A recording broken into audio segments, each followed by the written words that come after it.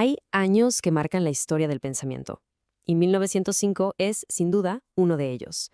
Fue el año en que Sigmund Freud publicó una obra que cambiaría para siempre cómo entendemos la mente humana, los 3 ensayos sobre la teoría sexual. Y lo increíble es que, más de un siglo después, este texto sigue siendo tan influyente como polémico.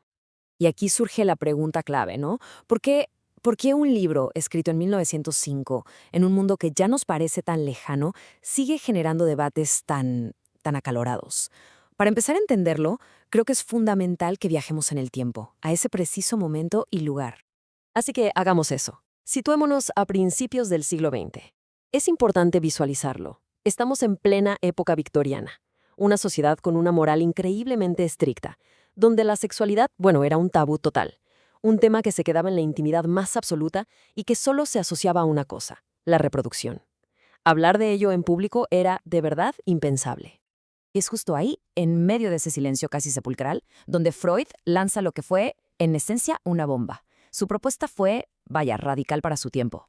Dijo, a ver, la sexualidad no es solo un instinto para tener hijos. No, es una fuerza psíquica, una energía vital, el motor que nos impulsa como seres humanos, y además, desde que somos niños. Ahora bien, ¿cómo estructura esta idea tan revolucionaria? Lo hace a través de 3 ensayos. 3 partes que, aunque son distintas, están perfectamente conectadas entre sí.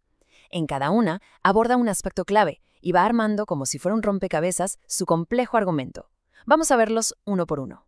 El primer ensayo se mete de lleno con un tema espinoso para la época, las llamadas aberraciones sexuales. Lo que Freud plantea es audaz. Dice que estas conductas que se salen de la norma, o sea, de lo puramente reproductivo, no son enfermedades ni patologías. Son en realidad variaciones, parte de un espectro mucho más amplio del desarrollo sexual. Con esto básicamente dinamita la idea de una normalidad sexual rígida y nos presenta una sexualidad humana que él llama polimorfa, o sea, con muchas formas. Y si lo anterior era audaz, con el segundo ensayo llegamos a lo que fue probablemente el punto más escandaloso de su obra.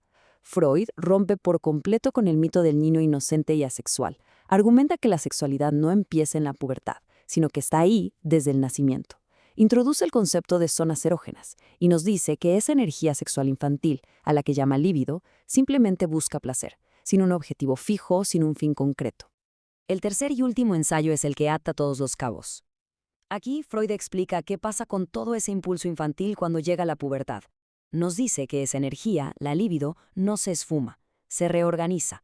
Una parte se dirige hacia lo que entendemos como la vida sexual adulta, pero otra parte se transforma, se sublima, dice él, en cosas como el arte o la ciencia.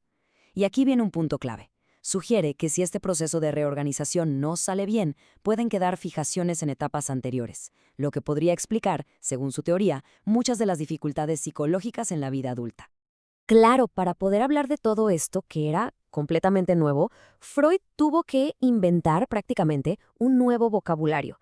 Creó conceptos que hoy nos suenan familiares, pero que en su momento fueron una auténtica revolución. Vamos a repasar algunos de los más importantes para entender bien su pensamiento.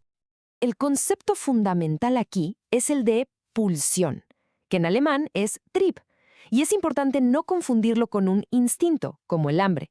La pulsión es algo distinto, es más como una fuerza constante, una presión interna que siempre está ahí empujándonos a buscar satisfacción.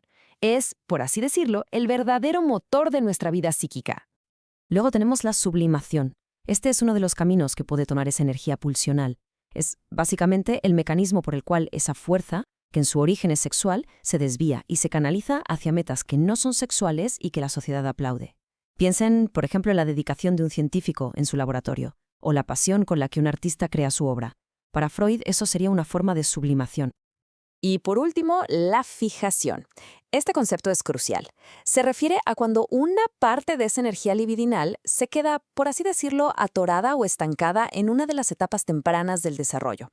La idea de Freud es que esa energía que no avanzó sigue operando desde el inconsciente y puede terminar moldeando la personalidad y generando ciertos patrones de comportamiento en la vida adulta. Como se podrán imaginar, la publicación de estas ideas no pasó desapercibida. Al contrario, desató una verdadera tormenta.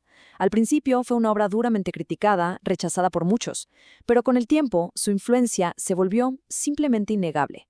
Y no solo en la psicología, sino que se filtró en toda la cultura occidental.